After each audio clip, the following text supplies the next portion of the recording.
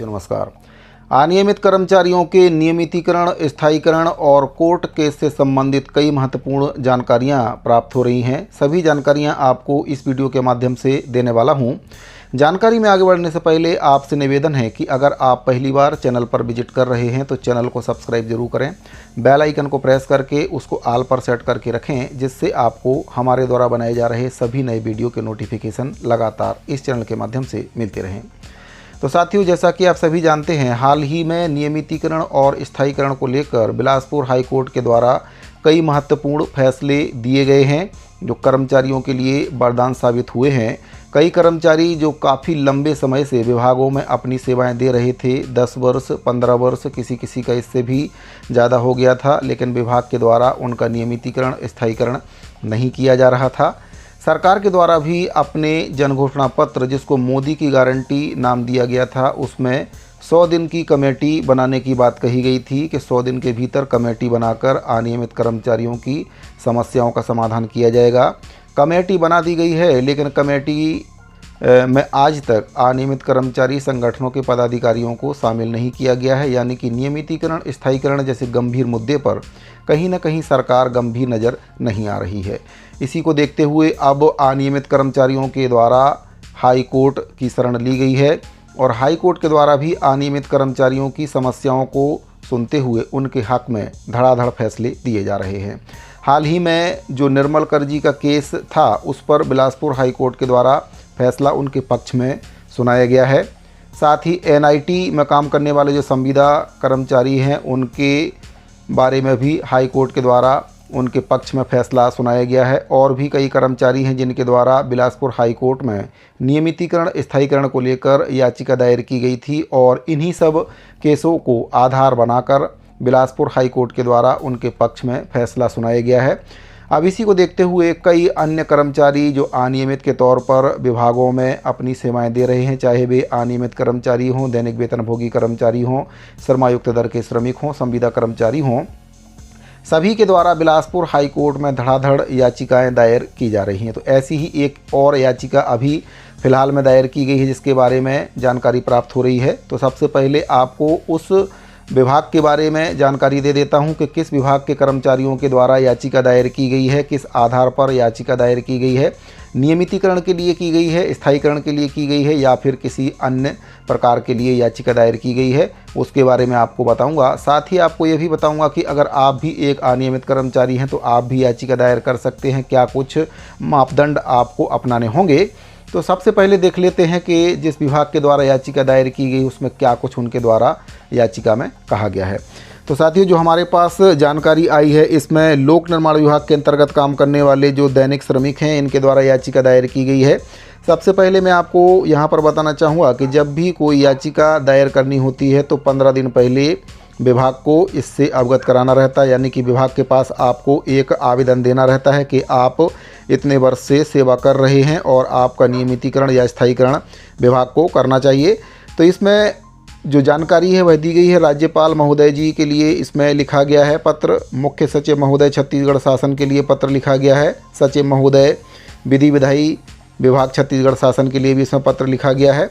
विषय इसमें है लोक निर्माण विभाग के बिना नियुक्ति पत्र, बिना रिक्त पद के अस्थायी रूप से आवश्यकता के अनुसार रखे गए आकस्मिक श्रमिक जिन्हें श्रम दर वेतन मासिक बिना बिचौलिए के प्रदान किया जाता है, उनके प्रकार को वर्ष के 240 दिन के आधार पर औद्योगिक अधिनियम 1961-1963 में प्रदत्त नियम अधिकार से स्थायीकरण का लाभ न्यायालय से प्रदान करवाने बाबत हम नियमितीकरण, उमा देवी प्रकरण और आकस्मिकता निधि कार्यभारित में अपना दावा वर्तमान में प्रस्तुत नहीं कर रहे। इसमें स्पष्ट तौर पर इनके द्वारा बताया गया है कि इनके द्वारा जो याचिका दायर की गई है उसमें इनके द्वारा नियमितीकरण का दावा नहीं किया जा रहा है और ना ही इनके द्वारा उमा देवी प्रकरण में दावा अपना पेश किया गया। इनके द्वारा केवल औद्योगिक अधिनियम 1961-1963 में जो प्रावधान है उसके आधार पर स्थायीकरण की मांग इनके द्वारा की गई है।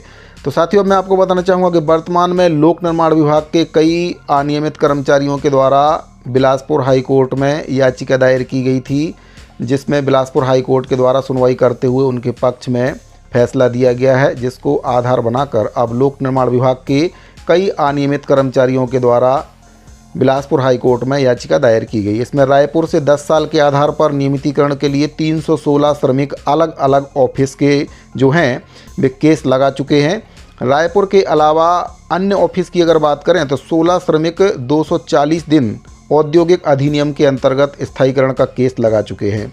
तो जिनके पास नियुक्ति पत्र नहीं है, श्रमायुक्त दर के श्रमिक हैं, वे 240 दिन के आधार पर औद्योगिक अधिनियम के अंतर्गत स्थायीकरण के लिए बिलासपुर हाई कोर्ट में याचिका दायर कर सकते हैं। तो साथियों, अंबिकापुर क्षेत्र में भी कुल 5 से 7 कर्मचारी हैं जो 240 दिन औद्योगिक अधिनियम के अंतर्गत केस लगा चुके हैं।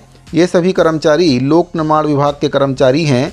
अगर आप भी किसी विभाग में अनियमित के तौर पर श्रमायुक्त दर के श्रमिक के तौर पर अपनी सेवाएं दे रहे हैं और 240 दिन की सेवा अगर आपकी पूरी हो चुकी है तो आप भी औद्योगिक अधिनियम के अंतर्गत बिलासपुर हाई कोर्ट में याचिका दायर कर सकते हैं।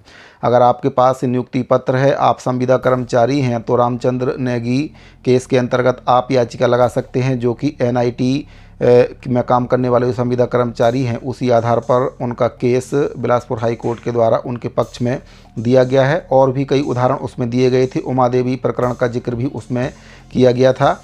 जो 1997 से पूर्व के कर्मचारी हैं जिनके पास नियुक्ति पत्र नहीं है, वे उमा देवी प्रकरण में जाकर याचिका लगा सकते हैं। निश्चित ही उनको सफलता मिलेगी और उनके पक्ष में हाई कोर्ट के द्वारा फैसला दिया जाएगा, क्योंकि कई फैसले उसी आधार पर दिए गए हैं। जो नियुक्ति पत्र धारक हैं वे अपने प्रकार के आधार पर याचिका दायर कर सकते हैं। इसके लिए आपको सबसे पहले एक अच्छे वकील से संपर्क करना होगा जो आपको जानकारी अच्छे से दे सके। साथ ही क्या दस्तावेज आपको इसमें देने होंगे, तो मैं आपको बताना चाहूँगा कि जो मनोज निर्मलकर जी हैं उनके पास प्रथम वेतन पर्ची जो थी उसके आधार पर बिलासपुर हाई कोर्ट के द्वारा उनको फैसला दिया गया था और 2012 से उनको सेवा का लाभ दिया गया। यानी कि 2012 से पहले के जो रिकॉर्ड थे उनके पास नहीं थे, इस वजह से उनको 2012 से पहले की जो सेवा है उसका लाभ नहीं मिल पाया। लेकिन 2012 से उनके पास रिकॉर्ड अवेलेबल था।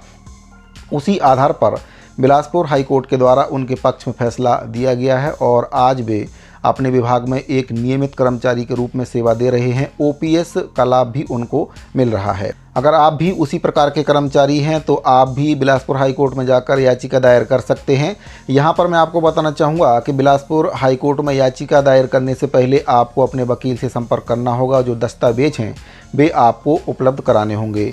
यहाँ पर जो आपके पास रखे हुए दस्तावेज हैं वे मान्य नहीं होंगे। आपको सूचना का अधिकार लगाकर अपने विभाग से दस्तावेज मांगने होंगे। केवल सूचना का अधिकार अधिनियम के तहत जो दस्तावेज आपके द्वारा मांगे जाएंगे, कोर्ट उन्हीं दस्तावेजों को मान्य करता है। इसके बारे में आपके वकील आपको विस्तार से जानकारी दे देंगे। अपने प्रकार को समझिए, किस प्रकार के कर्मचारी आप हैं और उसके बाद वकील से संपर्क करके अपने प्रकार के अनुसार आप याचिका दायर कीजिए। इतनी सारी याचिकाएं दायर हुई हैं और उनका फैसला भी बिलासपुर हाई कोर्ट के द्वारा दिया गया है और कर्मचारियों के पक्ष में यहाँ पर फैसला दिया गया है। तो यहाँ पर मैं आपको ये भी बताना चाहूँगा कि कई कर्मचारियों का ये सवाल रहता है कि सर मैं 10 साल की सेवा पूरी नहीं कर पाया हूँ, तो क्या मैं याचिका दायर कर सकता हूँ या फिर नहीं कर सकता हूँ। तो यहाँ पर मैं आपको बताना चाहूँगा कि अगर आपका 10 वर्ष पूरा नहीं हुआ है, अगर आप एक श्रमायुक्त दर के श्रमिक हैं, दैनिक और मासिक वेतन पर अगर आप काम कर रहे हैं, तो फिर आप 240 दिन का जो नियम है औद्योगिक अधिनियम उसके तहत आप अपना दावा पेश कर सकते हैं। स्थायीकरण आपका हो जाएगा। हाई कोर्ट के द्वारा इसके संबंध में कई आदेश पहले भी दिए जा चुके हैं और आपके पक्ष में भी इसमें फैसला आएगा। अगर आपके पास नियुक्ति पत्र है और आप एक दैनिक वेतनभोगी कर्मचारी हैं तो अपने प्रकार के अनुसार आप याचिका दायर कर सकते हैं। इसको लेकर भी हाई कोर्ट के द्वारा कई निर्णय दैनिक वेतनभोगी कर्मचारियों के पक्ष में दिए गए हैं। अगर आप एक संविदा कर्मचारी हैं तो फिर आपके पास एक नियुक्ति पत्र जरूर होगा और विभाग से आपको सीधे वेतन मिलता होगा। तो विभाग से आप जो जानकारी है वह लेकर और इसको आधार बनाकर आप याचिका दायर कर सकते हैं। जैसा कि एनआईटी केस में हुआ है, उसमें जो संविदा कर्मचारी थे वे केंद्र सरकार की योजनाओं में काम कर रहे थे, नियुक्ति पत्र उनके पास था और कई अन्य दस्तावेज भी उनके पास थे, जिसको आधार बनाकर जो केस है वह उनके द्वारा लगाया गया था और उनकी जीत हुई है। जिसमें उमा देवी प्रकरण का जिक्र भी किया गया था। सुप्रीम कोर्ट के द्वारा जो गाइडलाइंस जारी की गई है उसका जिक्र भी उसमें किया गया था। रामचंद्र नेगी जो केस है उसके बारे में भी उनके आदेश में जिक्र किया गया था। तो कई मामले हाई कोर्ट के द्वारा इसको लेकर दिए गए हैं और आगे भी ऐसे ही फैसले आने की संभावना है। अभी हाल ही में जो केस लोक निर्माण विभाग के द्वारा फाइनल किया गया है, आगे इसमें जैसे ही प्रोसेस होगा उसके बारे में भी मैं आपको जानकारी दूंगा। क्या कुछ उसका केस नंबर है और क्या कुछ उसकी पूरी डिटेल है, उसके बारे में भी मैं आपको बताऊंगा। फ़िलहाल के लिए अभी उसके बारे में मैं आपको नहीं बता सकता हूं, क्योंकि जो जानकारी मेरे पास आई है उसको मैं अभी सार्वजनिक नहीं कर सकता हूं। लेकिन अगर आप एक अनियमित कर्मचारी हैं और सेम कैटेगरी आपकी है तो फिर आप इसमें केस दायर कर सकते हैं। 240 दिन के आधार पर औद्योगिक अधिनियम 1961-63 के अंतर्गत आप अपना दावा स्थायीकरण के लिए कर सकते हैं। इसके लिए आपको एक अच्छे वकील से संपर्क करने की ज़रूरत है। तो यहाँ पर एक बहुत ही महत्वपूर्ण बात मैं आपको और बताना चाहूँगा कि अगर आप केस फाइल कर रहे हैं तो केस भले ही आपका एक जैसा हो, यानी कि केस पिटीशन भले ही आपकी एक जैसी हो, लेकिन अलग अलग पिटीशन यहाँ पर होना चाहिए ताकि आपके अनुभव कार्यवर्ष के अनुसार आपको निर्णय मिल सके। यहाँ पर पीडब्ल्यूडी के 331 साथियों के द्वारा कोर्ट केस किया गया है बिलासपुर हाई कोर्ट में। ये आंकड़ा मैं आपको जो बता रहा हूँ केवल रायपुर क्षेत्र का है। इसके अलावा अन्य किसी क्षेत्र के अगर साथी हों, अन्य किसी ज़िले के साथी यदि कोर्ट में कोर्ट केस करना चाहते हैं तो वे भी इसमें कोर्ट केस कर सकते हैं। इसके बारे में वे जानकारी दे सकते हैं। यहाँ पर मैं आपको एक और बहुत ही महत्वपूर्ण बात बताना चाहूँगा कि कोर्ट केस में सूचना के अधिकार से जो दस्तावेज निकाले जाते हैं केवल वे ही मान्य होते हैं। आपके पास रखे हुए दस्तावेज को कोर्ट मान्य नहीं करता है। अलग अलग वकालतनामा साइन करके अलग अलग डॉक्यूमेंट्स अपने वकील को दें ताकि आपका वकील आपके हक में अच्छे से जो दलील है वह दे सके और जो फैसला है वह आपके पक्ष में आ सके। कई बार क्या होता है कि एक साथ याचिका जरूर दी जाती है, लेकिन कुछ कर्मचारी विभाग के दबाव में या सरकार के दबाव में आकर केस वापस ले लेते हैं। तो ऐसे में बल्क में जो याचिका लगती है वह अलग अलग ही लगाना चाहिए, क्योंकि एक साथी अगर याचिका वापस लेता है तो बाकी साथी भी उसके साथ कहीं ना कहीं लाभ से वंचित हो जाते हैं, उनको लाभ नहीं मिल पाता है। भले ही आपकी याचिकाएं एक साथ लगाई जा रही हों, लेकिन फैसला अलग अलग ही आपका यहाँ पर आएगा, क्योंकि सभी कर्मचारियों का वर्ष अलग अलग होगा। किसी के द्वारा 10 वर्ष की सेवा पूरी की गई होगी, किसी के द्वारा 5 साल की सेवा पूरी की गई होगी, किसी के द्वारा 1 साल की सेवा पूरी कर ली गई होगी। ऐसे में सभी याचिकाओं को अलग अलग आपको यहाँ पर लगाना होगा। पिटीशन भले ही आपकी एक जैसी हो, लेकिन आपके कार्य के अनुभव और वर्ष के आधार पर जो निर्णय हैं आपको अलग अलग यहाँ पर मिलेगा।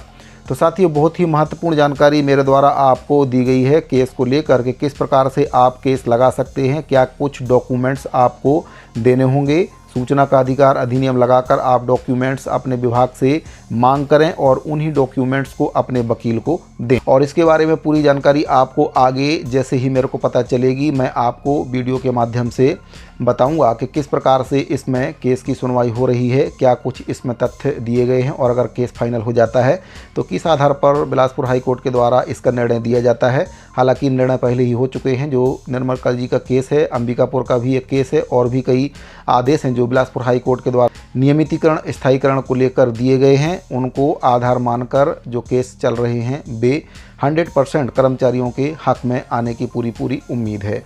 तो उम्मीद करता हूं कि जो जानकारी आपको मेरे द्वारा दी गई है आपको पसंद आई होगी। अपने दूसरे साथियों को भी इस जानकारी को शेयर करें ताकि जो अनियमित के तौर पर कर्मचारी वर्षों से विभागों में अपनी सेवाएं दे रहे हैं और सरकार के द्वारा उनकी सुध नहीं ली जा रही है, वे याचिका दायर कर सकते हैं। कोर्ट के द्वारा उनकी सुध ली जाएगी और उनके साथ न्याय करते हुए उनको नियमितीकरण, स्थायीकरण या अन्य लाभ उनको दिए जा सकते हैं। तो साथियों, उम्मीद करता हूं कि जो जानकारी आपको मेरे द्वारा दी गई है पसंद आई होगी। अगर आपको जानकारी पसंद आई हो तो वीडियो को लाइक और दूसरे साथियों को शेयर जरूर करें। इस वीडियो फिलहाल इतना ही, मिलते हैं अगली वीडियो में। अभी के लिए दीजिए इजाज़त। धन्यवाद।